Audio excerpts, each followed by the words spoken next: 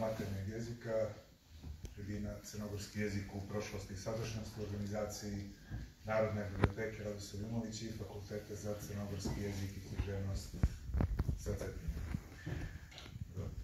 Za sam početak predstavljam učesnike tribine.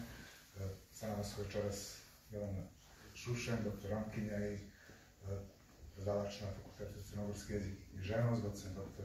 Milan Marković, također s Fakulteta za crnogorski jezik i književnost.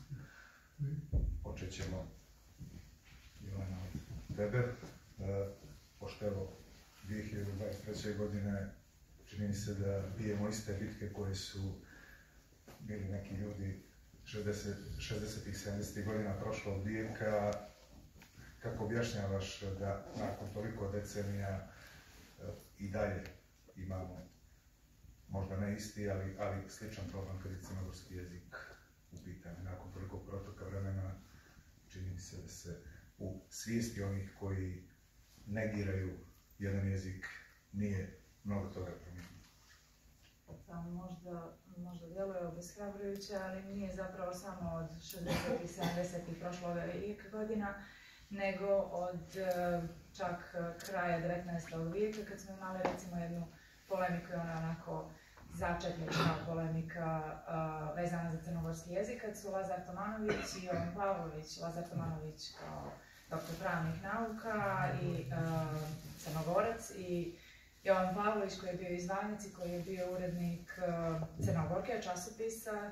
Jovan Pavlović je izmijenio tekst koji je bio na crnogorskom jeziku Lazara Tomanovića, zbog čega mu je sugerisao da to nije trebalo uraditi. Ono što je karakteristično, značajno recimo za tu polemiku, bilo je što je Lazar Tomanović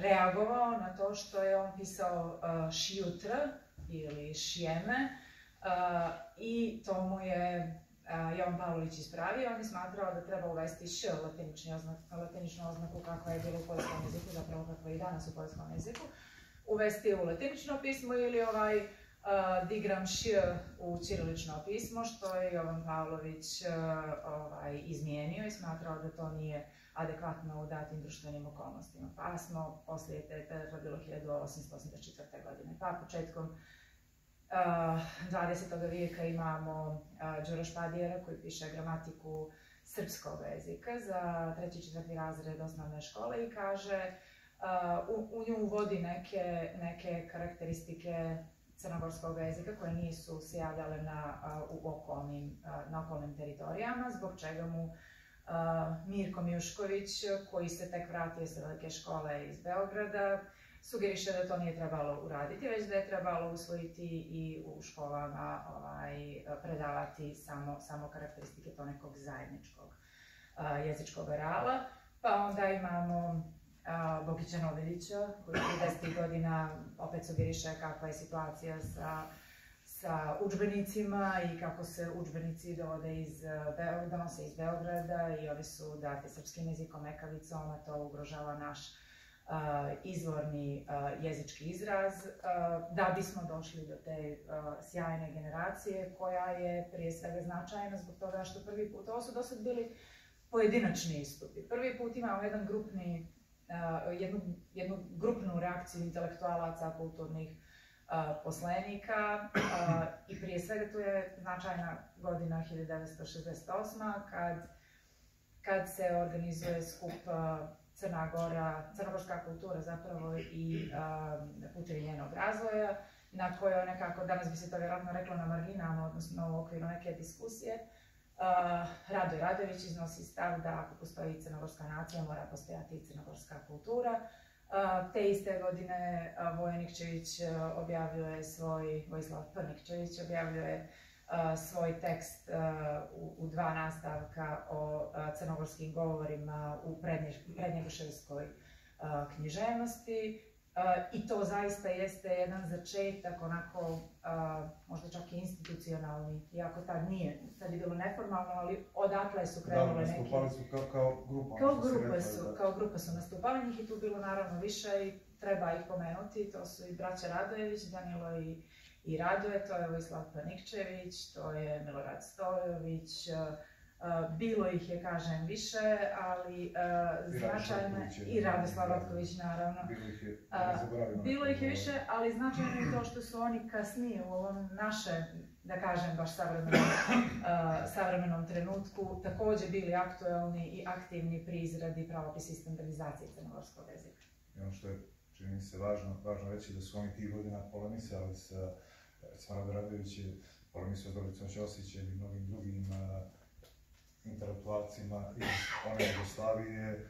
Nekad su morali polemisati u zagrebačkim časopisima jer im nije bilo moguće da objave u Crnoj Gori. Bili su progonjeni na razne načine i danas čak se, i to prije svega u literaturi na engleskom, odnosno ljudi s ovih prostora objavljuju na engleskom i oni ih smatraju začetnicima nacionalističke, crnogorske, ajde ne mogu reći nauke, ali montenegristike. Uvijek ističu da su oni začetnici nacionalističkih stavova u crnogorskom jeziku, a zapravo su nastupali sa onih stavova da tuđe nećemo, svoje ne damo. Dakle, ako postoji crnogorska nacija, što je neđe proklamovano u periodu malo prije toga da postoji, zašto bi onda crnogorska kultura, zašto ne bi postojala crnogorska kultura, odnosno zašto bi ta kultura pripadala nekom drugom nacionalnom korpusu. Odakle su kretali zapravo njihova reagovanja. Zato rekoh, nakon toliko protoka vremena i dalje su nacionalisti oni koji ne žele tuđe, ali brane svoje. Da, uvijek se kreće,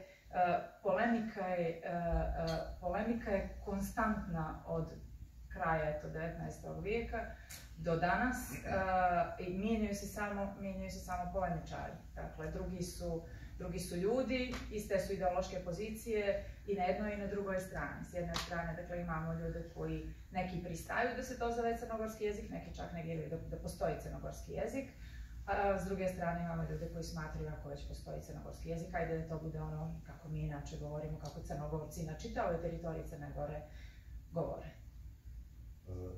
Milana, ti si bio u Argentini, to si godinu, tako?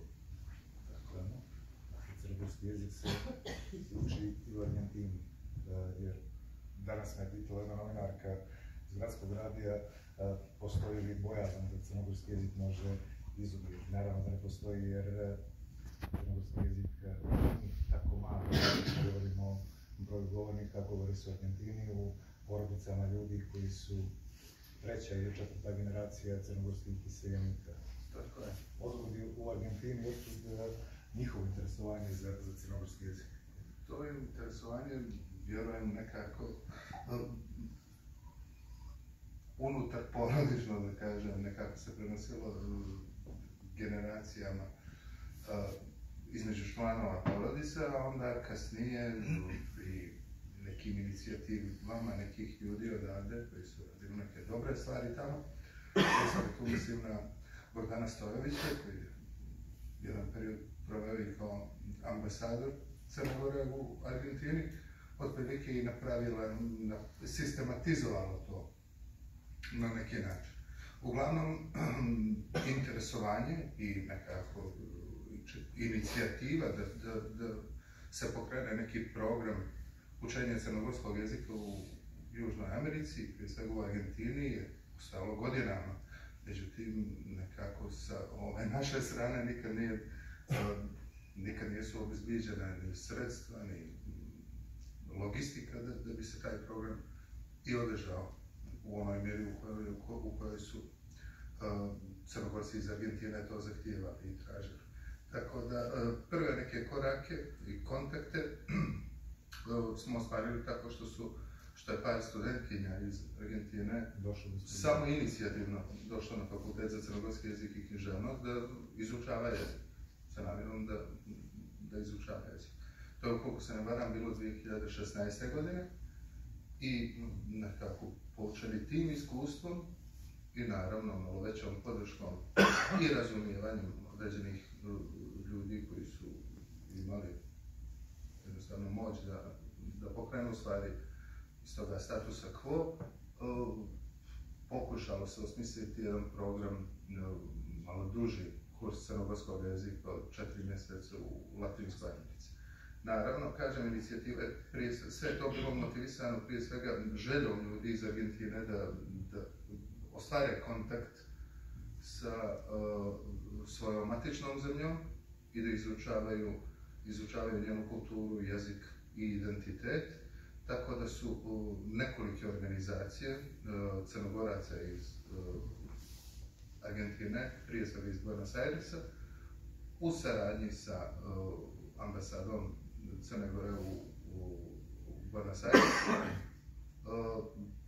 predložili da se organizuje jedan takav program. Taj program je podržalo tadašnje Ministarstvo kulture i u program se uključuje Fakultet za crnogorski jezik i književnost. Ja kao predavač otišao sam tamo i organizovao, ja bih rekao, jedan uspješan kurs elementarnog nivoa crnogorskog jezika. Je li izazov učiti crnogorskom jeziku nekog koji je rođen u Argentini i koji imao neki bliži kontakt s jezikom? Pa, naravno da je izazov i veliki profesionalni izazov, ali i odgovornost. Međutim, prije toga ja sam i u Crnoj Gori, ovdje u Podgorici, držao neke kurseve crnogorskog jezika za strance. Naravno, to je isto bilo institucionalizovano za neke privatne kompanije i firme. Međutim, i to mi je, da kažem, bio neki dokaz da bih mogao to da radim i tamo. Tako da, eto, otprilike imao sam neko iskustvo i ranije i to me, da kažem, i preporučilo za taj odgovoran posao. Naravno, drugačije je to kad radite u sredini u kojoj se govori taj jezik, u odnosu na to kad jedan, da kažem, egzotičan jezik treba da predaje tu nekoj kulturi koja je apsolutno drugačija. Tako je, sa naše perspektive izuzetno egzotična. Tako da, interesovanje je bilo izuzetno. Na početku je bilo preko 100 zainteresovanih kandidata za pohađanje kursa. Ono što je možda i kuriozitet, da nisu bili svi Crnogorci, da je tu bilo ljudi i koji apsolutno nikakve veze nisu imali sa Crnom Gorom, ali su pokazali interesovanje da se upoznaju sa tom kulturom, sa tim jezikom i sl. Naravno, dominantno su to bili ljudi čiji su preci odavde otišli, dakle, dominantno su to bili Crnogorci, ali kažem, bilo je i drugačijih slučajeva. I eto, imao sam i jednu zanimljivu iskustvo, pa sam sarađivao sa jednom povećom grupom ljudi koji su okupljeni unutar organizacije, jugoslovenske organizacije, dakle, one socijalističke Jugoslavije. Tako da i tu je naravno bilo i Hrvata, i Srba, i Bosanaca, i Crnogoraca. Međutim, kažem, dominantno su to bili ljudi iz Crne Gore, oni su bili podijeljeni u grupe, svim radnim danima, 2 puta dnevno sam imao časove, naravno sa različitim grupama, i onda subotom taj intenzivni kurs za najveću grupu na izuzetno prestižnom mjestu, to je bio Centar za izučavanje jezika, univerzitetski centar u stvari za izučavanje jezika Buenos Aires. Tako da je to bilo jedno ogromno iskustvo, vjerujem da sam, siguran sam u stvari da sam ja naučio puno, a nadam se da su i polaznici kursa opet savladali te osnove koje bi im pomogle kad dođu u Crnu Goru, makar da ostvare tu osnovnu komunikaciju sa našim stanovništvom. Kad smo kod kursa, radio si i na projektu online kurs crnogorskog jezika, kad je urađen? To je bilo... To je na internet platformi. Jeste, znači ja sam 2018. godine bio u Argentini i ono što sam i zaboravio da napomenem, a mislim da je izuzetno važno, jeste da i u Urugvaju postoji jako udruženje Crnogoraca i da oni već više godina sami organizuju nastavu crnogorskog jezika.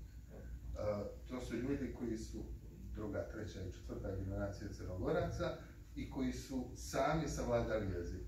Što iz literature, što naravno kroz medije, a što naravno i od članova porodice. Tako da su oni već imali, da kažem, jednu razvijenu logistiku. Ja sam im tu pomogao oko razvijanja naprednijih modula crnogorskog jezika, tako da i oni imaju svoju web platformu za učenje crnogorskog jezika. Kad je u pitanju ovaj projekat online kurs crnogorskog jezika, ono što je interesantno jeste da se sa tom idejom započelo nakon mog povratka u Crnu Goru. Znači, vjerovatno, ta iskustva ljudi, polaznika kursa su bila pozitivna, pa se čulo i ovdje kod nas, pa onda i ta uprava za dijasporu inicirala tu ideju da se osmisli neki kurs, ali da se proširi ne samo za špansko govorno područje, nego da se uključe i neke druge oblasti, naravno onako targetirano gdje ima najviše crnogorskih iseljenika. Pa je taj kurs i prilagođen za 4 jezika. On je bio prilagođen za albanski, turski, španski i engleski. Jedan izuzetno zahtjevan posao, jako mali tim ljudi je to sve iznio. Mislim da je to iznio onako kako treba, kvalitetno. A baš skoro, sad za vikend sam učestvovao na jednoj konferenciji američkog udruženja slavista, pa između ostalog i na jednoj jezičkoj sesiji sam učestvovao i vidio da sličan projekat radi jedan naučnik, istraživač iz Hrvatske i da mu je plan da napravi platformu za sva 4 štokatska jezika, ne samo za hrvatski, turski, bosanski i srpski, naravno prilagođen za engleski jezik i za englesko govorno područje. I ono što mi je interesantno bilo, što mi je rekao da taj projekat iznosi 27 ljudi. A ovaj naš, koji je u materijalnom smislu gotovo jednak, je iznosilo 4-5 ljudi. Tako da to je nekako mi bilo interesantno. Znači, jako mali broj ljudi, uspjeli smo da prilagodimo to za 4 jezika. Taj projekat je jako lijepo bio osmišljen, nažalost ugašen je iz nekih tehničkih razloga, banalnih tehničkih razloga, ali se nadam da će u neko skorije vrijeme, naravno materijal je ostao, pa se zbog toga i nadam da će u neko skorije vrijeme taj materijal ponovo biti dostupan javnosti i naravno možda i poboljšan i razvijen nekim novim, odnosno naprednijim nivoima izučavanja crnogorskog jezika. Ovdje su tradicionalno nedostatak ljudskih i materijalnih resursa nekako nadoknađivali posvećenošću i entuzijazmom, tako da nije to incident što se tiče toga. Ja napomenuo si prije da su neki ljudi koji su 60-ih, 70-ih godina bili na braniku crnogorskog identiteta i crnogorskog jezika i kasnije također znali s istim pozicijama i bili iste bitke, dočekali su neki od njih, neki nisu da crnogorski jezik bude standardizovan, da bude proglašen za službeni jezika i da dobije gramatiku i pravopis. 2009. i 2010. Zapravo 2010. i gramatika, pravopis 2009. Kako je tekao sam proces u vezi sa tim, znam da je bilo brojnih problema u vezi s cijelom tom pričom i sabotaža i sve dostalo. Ali sam proces donošenja prvo gramatike, zapravo pravopisa, pa gramatike i ko je bio uključen su? Pa, počelo se naravno od toga što je 2007. godine usvojen Ustav Crne Gore u kome je prvi put crnogorski jezik imenovan kao službeni, što je nekako otvorilo prostor za standardizaciju nečega što bi se obilježilo kao crnogorski jezik. Oko toga što je to nešto, nastala su naravno sporedne s ona koja smo pratili, kažem, vijek i pol ranije. Dakle, 2007. godine je usvojen Ustav, 2008. godine je osnovan Savjet za standardizaciju crnogorskog jezika, čiji je cilj bio stvoriti gramatiku, pravopis i rječnik crnogorskog jezika.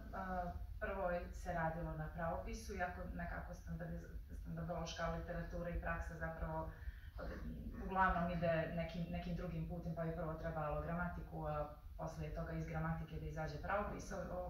Zbog nekih specifičnih situacija i okolnosti u Crnoj Gori išlo se obrnutim redom i formiran je savjet, kažem, za standardizaciju crnogorskog jezika koji je okupljao 13 ljudi koji su bili i lingvisti, filolozi, kulturni radnici. Oni su osmislili, ne mogu da kažem odmah usvojili načela na kojima će se bazirati kodifikacijski priručnici. Tih načela je bilo 7, ali se vrlo brzo počeli su se sporiti oko 2 načela. Jedno je da postoji, a to je načelo koje je još 68. Vojislav Panikčević formulisao, da postoji taj neki opšti jezički sloj na teritoriji cijele Crne Gore. I drugo je načelo bilo da rezultate ljekarske iotacije treba uvesti kao standardne. Načela odmah u početku nisu potpisala 3 člana savjeta, da bi se naknadno nekoliko dana prije predaje te verzije pravopisa ministarstvu, svoje potpise su povukle još 2 člana. Tako da smo dobili 5 članova od 13 koji su oponirali ovoj verziji pravopisa. Nakon toga su nastala neka burna vremena i u konačnici predate su 2 verzije pravopisa. Jednu verziju je radio Adnan Čirgić, drugu verziju je radila Rajka Glušica i Zorica Radulović. Te 2 verzije su predate ministarstvu. Ministarstvo je nakon toga formirala ekspertsku komisiju. Sad, kad je propaganda u pitanju, tu je već nastupio veliki problem zbog toga što su ovi koji su odbili da potpišu ili koji su povukli svoje potpise, u pitanju su Zorica Radulović, Igor Lakić, Rajka Glušica, Tatjana Bečanović i Rajko Cerović.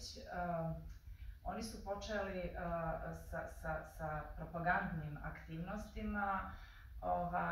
Prije svega, te se aktivnosti nisu ticale toliko jezika i onih rješenja koje pravopis nudi. Oni su se ticali i profesije, ljudi koji su bili članovi savjeta i financija i mnogih nacionalnosti, prije svega članova i savjeta i naknadno ekspertske komisije. O čemu se radi?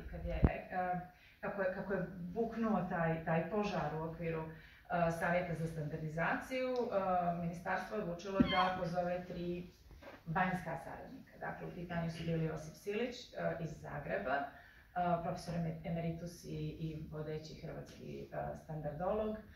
U pitanju je bio profesor Milenko Perović koji se bavi filozofijom jezika. Dakle, apsolutno je netačna činjenica da se on ne bavi jezikom, samo se ne bavi gramatikom u onom smislu u kojem se lingvisti bave. I treća je članica bila profesorica Ljudmila Vasiljeva iz Lavova iz Ukrajine, koja se bavi, koja izučava južnoslovenske jezike.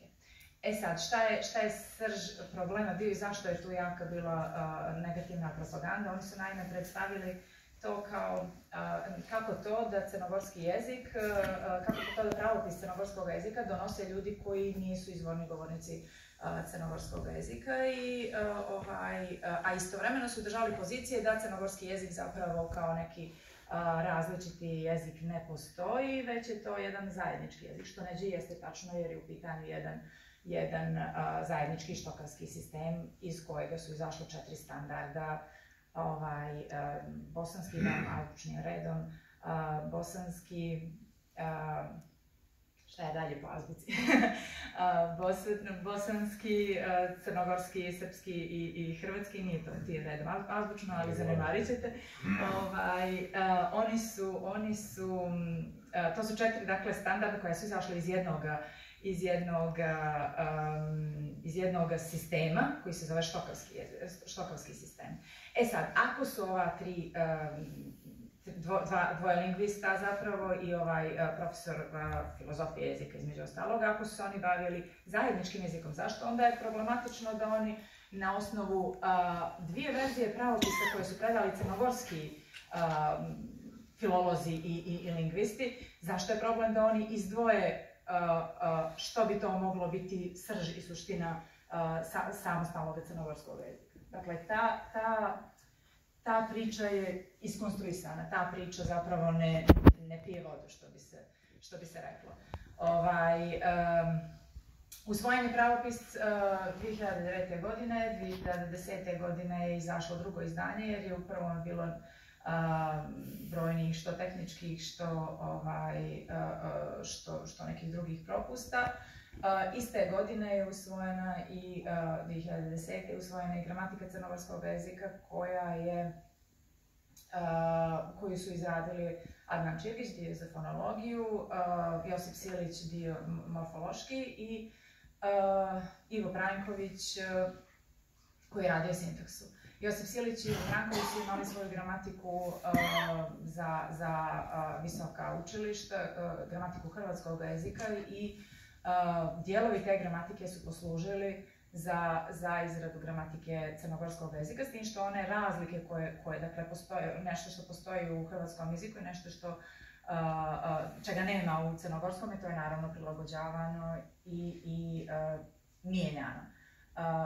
I zbog toga smo doživjeli kritike i onako snažne napade, međutim opet i ti napadi i te kritike su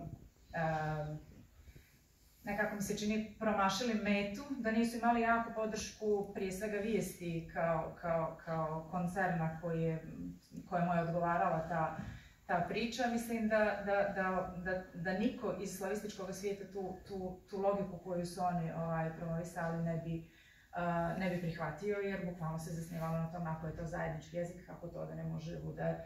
Ali nije bio neko sa strane uključen, bio bi problem Adnan Čirgić koji piše... Tako je. Upravo da bi se spriječilo to, da bi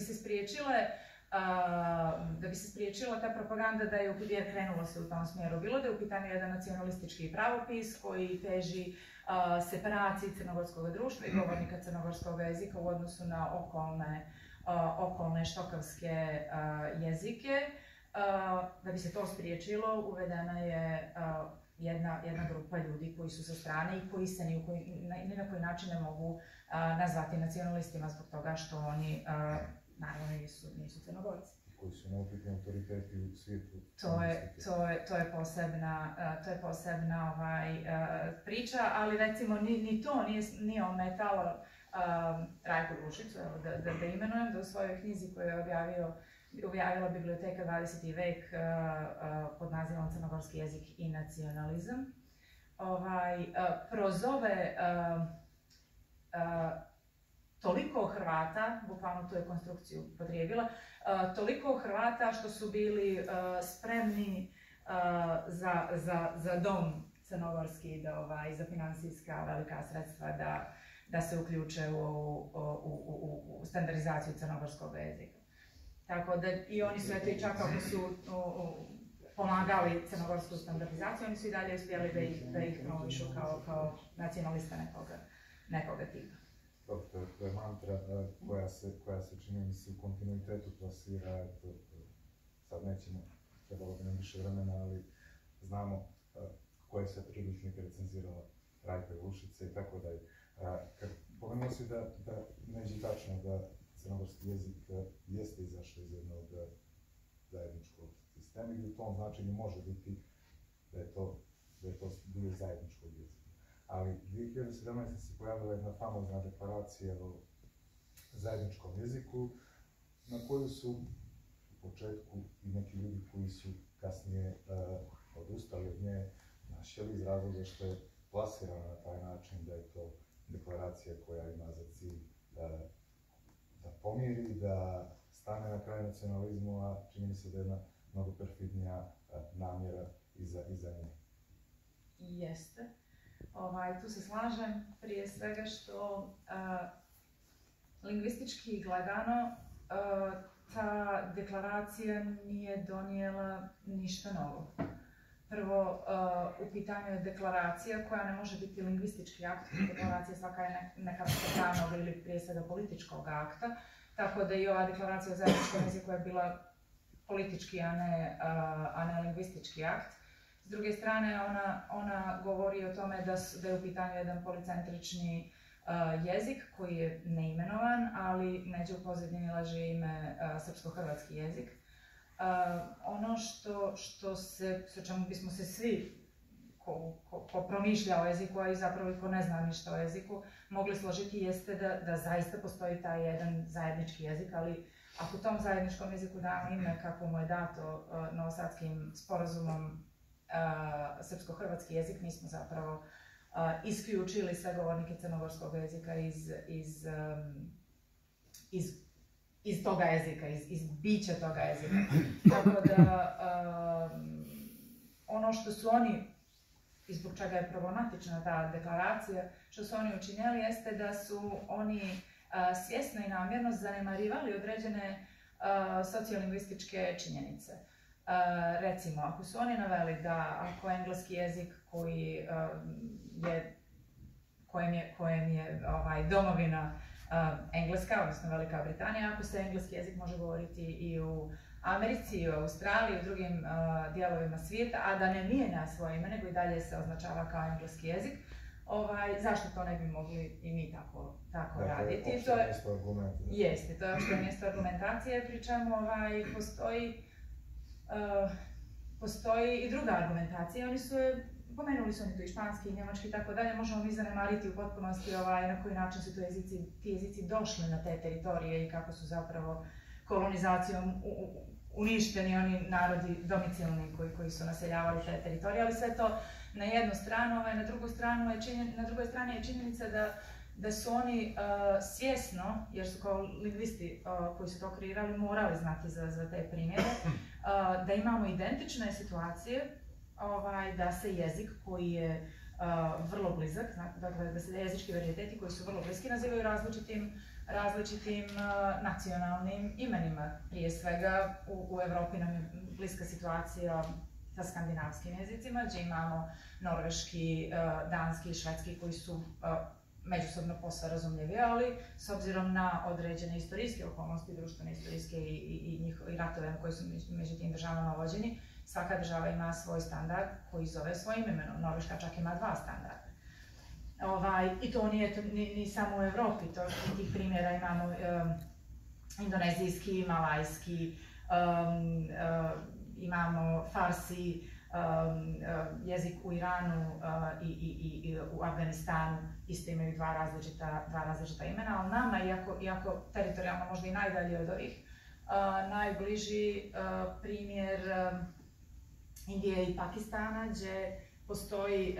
gdje se jezik različito imenuje, a gdje zapravo u društvu imamo različite prosto konfesionalne strukture. I u Pakistanu, koji je muslimanski, kod njih se jezik zove Urdu i gdje muslimanski pretežno živi, kod njih se jezik zove Urdu, dok u Indiji imamo jezik koji se zove Hindi.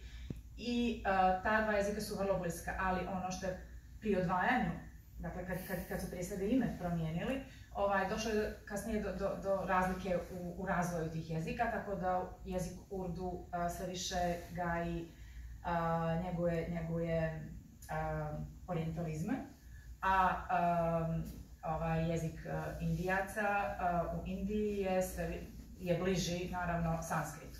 Tako da ta situacija, recimo, vrlo je slična situaciji u Crnoj Gori, Srbiji, Hrvatskoj i Bosni i Hercegovini, ali to je ono, recimo, što su oni potpuno prenebregli da pomenu u svojoj deklaraciji. I to je ono što je problematično, jer su oni ideološki na taj način pokušali da zavedu ljude koji su kasnije potpisivali tu deklaraciju, jer sociolingvistička je činjenica da ime jezika nije lingvističko pitanje, već prije svega političko-ideološko pitanje i reguliše se ne lingvističkim putevima, već političkim.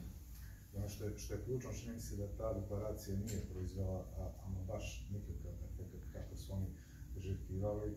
Bila je priča nekih možda pola godine u medijima o njoj i to je sve što se tiče deklaracije. Mate Kapović je govorio o tome zašto nije potpisao deklaraciju, mnogi drugi nisu potpisali iz tog razloga. Neke od koje si ti sad navela, da nije bilo sve kako se predstavljalo, zapravo ključne stvari u vezi s deklaracijom nisu bile takve. Milana, kad govorimo o crnogorskom jeziku, ključna institucija u Crnoj Gori je svakako Fakultet za crnogorski jezik i književnost. Vjerujem da ne postoji niko u slavističkom svijetu ko ne zna za časopis Lingua Montenegrina, časopis koji je prvo objavio institut, kasnije Fakultet za crnogorski jezik i književnost, uključen si u sam časopis, sarađuješ sa slavistima cijelom svijetu, formiran je prije nekih godina dana i Međunarodni komitet za zaštitu Fakulteta za crnogorski jezik i književnost, a sve uslijed nekih okolnosti koje su se dogodile u Crnoj Gori. Kad govorimo o Lingvi, mislim da nemate nikakav problem što se tiče priloga, već da imate problem da ih ostavljate za sljedeći broj. Mislim da je to nekako realnost svih uređivačkih odbora, većih, da kažem, časopisa koji već imaju određeni renome i profil, definisan profil na naučnoj i istraživačkoj sceni. U pravu si, Đorđe, Lingva je vjerovatno jedan posebnih projekata i vrlo smo ponosni svi na taj časopis i na njegov razvoj. U decembru izašao 30. broj, jubilarni časopisa i sva vodeća imena iz svijeta slavistike su na neki način sarađivala sa Lingvom, da li tako što smo objavljivali njihove radove ili tako što smo ih kontaktirali da nam budu članovi anonimnog tima za recenzije. Dakle, kad je u pitanju Lingva, vjerujem da su prije svega, kad pričamo o jeziku, da su izuzetni ti doprinosi naučnih radova koji su objavljeni u Lingvi za čitav proces nekako pozicioniranja crnogorskog jezika na naučnoj sceni i u slavističkom svijetu uopšte. Tako da jeste, ljudi se javljaju, ponekad je malo duži taj proces recenzije, ali mislim potpuno prirodno, uzimajući obzir obim radova koje dobijamo. I ozbiljnost samog časopisa. I naravno, ozbiljnost samog časopisa. Tu svakako treba pomenuti i Cetinske filološke dane, mislim. Da, koji je već tradicionalni i respektabilni. Jeste, ove godine također planiramo u septembru organizovanje Cetinskih filoloških dana, 4. po redu, a eto, kuriozitet i taj što je taj zbornik radova sa prošlih Cetinskih filoloških dana objavljen u saizdavaštvu sa Univerzitetom u Kanzasu.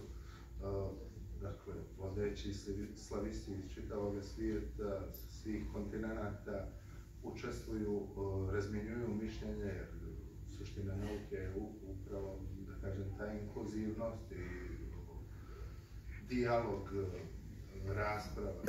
Na taj način se i razvija i nauka i naša svijest i o jeziku i o bilo čemu drugom. Fakultet za crnogorski jezik i književnost ima izuzetnu izdavačku produkciju, trebalo bi nam puno vremena da izdvojimo ono što u posljednje vrijeme izašlo iz štampe, ali svakako moramo pomenuti jednu kapitalnu monografiju crnogorski jezik koja je izašla u koizdanju biblioteke Radosa Ljumović i Fakulteta za crnogorski jezik i književnost. I čini se da je već promovisan. Danas jeste bila i promocija u ovom istom mjestu, a danas je bila i na fakultetu. Na Cetinsku sam i mislio. Danas je, mislim da je ovo bio prigodan datum i povode se jedno tako važno izdanje i promoviše i na Cetinju, konkretno na fakultetu. Autori su bili naši gosti danas i malo objasnili taj proces izrade bibliografije, dakle u pitanju, mada i to kako je to specijalistika Jelenina, siguran sam da će ona ispraviti i dopuniti. U pitanju je dakle jedna obimna studija koja broji preko 1300 bibliotečkih 13.500 bibliotečkih jedinica vezanih za crnogorski jezik. Za jezik koji ne postoji priličan broj jedinica. Tako je. Naravno, to su danas lijepo objasnili autori. Ona obuhvata jedan veliki vremenski raspon i suština je, neka makar iz moje perspektive bila ta da je najveći broj jedinica iz posljednjih 20 godina. Što opet govori o tome i koliko je rađeno, a i da kažem taj njihov holistički i objektivni pristup sakupljanja svih tih jedinica, tako da su uključivali tekstove koji suštinski negiraju postojanje crnogorskog jezika, ali svakako je to bitno izdanje za sve buduće istraživače crnogorskog jezika i uopšte filologije. U jednom izdanju mogu da naiđu na niz izvora za svoje buduća istraživanja. Apsolutno. Jelena, da počeli smo tobom, pa ćemo i zaključiti tribinu. Još malo strpljenja, gotovi smo. Ovih dana je aktualizovana opet priča o pravopisu, a iz razloga što imali smo slučaj, sad da nalazimo u detalje, slučaj novinara na javnom servisu kojem je zabranjena i otovana varijanta crnogorskog jezika. Ono što jeste suština da, kako si napisao u jednoj kolumni, crnogorski pravopis je najdemokratski pravopis i na svijetu, možda to ne znamo prilike svuda u svijetu, ali u regionu sigurno. I često smo mogli pročitati, naročito na društvenim mrežama, da ljudi koji nemaju čak ni elementarno znanje o jeziku, daju svoj sud o crnogorskom jeziku i to ne s pozicije negatora crnogorskog identiteta, već iz neke pozicije koja je možda nama i neđe i bliska i obavezni argumenti tipa crnogorski jezik je arhaičan, seljački. Što je arhaično? Može li biti arhaično nešto što je živo, što je u svakodnevnoj upotrebi, što je dio urbane pop kulture? Tako je, to je slažem se sa svime što si rekao, i to je jedna propaganda uradila da se u javnosti proizvede takav, zapravo ne samo ni propaganda, da se takav utisak proizvede u javnosti, uticalo je prije svega i školstvo. Jer naši profesori, nastavnici, učitelji jako vole, a to smo zapravo, tako smo i mi sami učeni, i tako se recimo na fakultetu u Nikšiću, odakle sam ja izašla i zato i znam kako funkcioniše. Mi smo učeni na taj tradicionalistički način. Postoji nešto što je ispravno, postoji nešto što je neispravno i ako ti kažeš neku riječ koju inače koristiš svakodnevno, a da ona pravopisno nije propisana kao standardna, onda si ti nepismen. I odmah se lijepi ta etiketa da si nepismen i u toj kolumni na koju se Đorđe upravo pozvao, ja sam i govorila o tome kako smo mi pogrešno učeni da smo nepismeni. Moje mišljenje je da je to rađeno sa ciljem da ne talasamo, da budemo mirni, da uvijek postoji u socijalnoj lingvistici ta termin koji se zove šizoglosija, a to je da se stalno pitamo smijemo li nešto reći zbog toga što možda to nije rečeno na pravi način, možda smo mi promašili padež, možda je tu neka glasovna promjena koju mi u običnom govoru, to je ona fora s drvima, kamion z drvima, pa ako se napiše s drvima, to onda ti se s džemom, tako. Sad malo je možda netipično da neko ko je učestvovao u standardizaciji da promoviše ovaj pogled na svijet, ali zapravo u savremenoj sociolingvističkoj literaturi postoji jaka borba između onoga što je preskriptivizam, gdje imamo zapravo promociju autoriteta nastavnika i autoriteta lingvista i na taj način se stvara odnos jedna društvena stratifikacija između onih koji su edukovani, koji su obrazovani, koji su elita, ako elita postoji u našem društvu, i onih koji su nepismeni, neobrazovani i tako dalje. Znači, lijepe se te etikete i pravi se jaki razdor u okviru društva.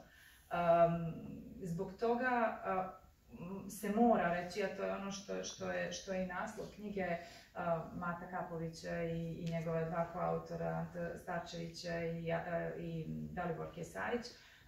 Naslov njihove knjige je Jeziku je svejedno. Dakle, u jeziku može sve. Mi biramo, mi kao, nažalost, u našem društvu to funkcioniše, kad se kaže mi biramo, to biraju lingvisti koji u datom trenutku imaju moć, ali zapravo bi trebalo da jezik bude ono kako se govori. Dakle, ono kako prirodno govorimo, bez nekih stega koje nameću ljudi koji su sami odredili šta može, šta ne može. Recimo, ta čuvena jotacija.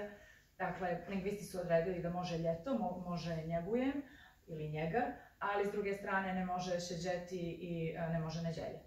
Znači, to je ista promjena. To je potpuno, to je ekavska jotacija u jednom i drugom slučaju. Dakle, zašto u jednom slučaju može, u drugom slučaju ne može, to je odredila jedna grupa lingvista. Ovo zvuči seljački, ovo zvuči to je sigurno. I taj govor o tome je li nešto seljačko, je li nešto lijepo ili ružno, je li dakle urbano ili ruralno, tu smo na teritoriji stavova. Dakle, to nije lingvističko, to je kvazi nauka. To je, stavovi su promjenjivi u zavisnosti od toga kako neko koga mi poimamo kao elitu, kako on govori, mi ćemo se svi prilagođavati tome načinu govora. Zbog toga je jako bilo bitno da se kažu, a ne, to nije urbano, to je govor naših baba, pri čemu kad pogledate grafite, svi grafiti su jotovani, kad vidite urbanu muzičku i književnost i muzičku kulturu i u rap pjesmama i u pop pjesmama, jotacija je tu. Tako da niti je arhaična, jer ne bi bila toliko prisutna, niti je seljačka, jer je upravo ta urbana kultura njegova. A sa druge strane, vjerujem da je jednostavno to spajanje glasova, dokaz da to ne može biti nešto što je starije.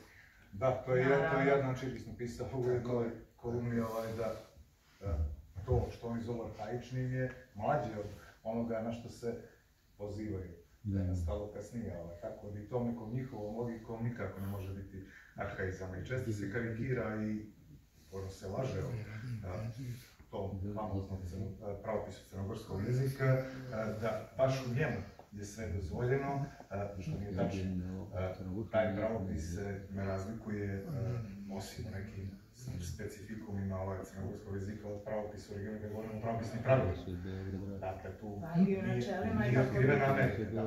Tako da taj pravopis ne dozvoljava to što oni kažu da dozvoljava.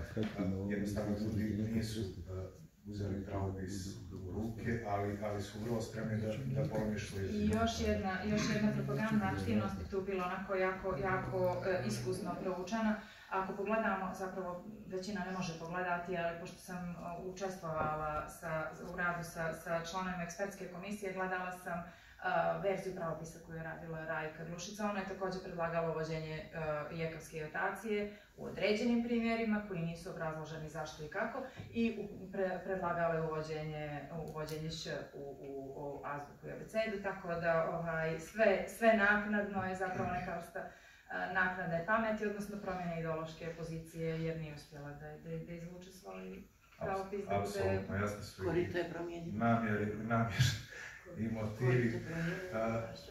Hvala Jelena, hvala Milana, bilo mi je zadovoljstvo večeras da razgovaram s vama. Nadam se da tamo publici nije bilo dosadno. Hvala vam što ste bili na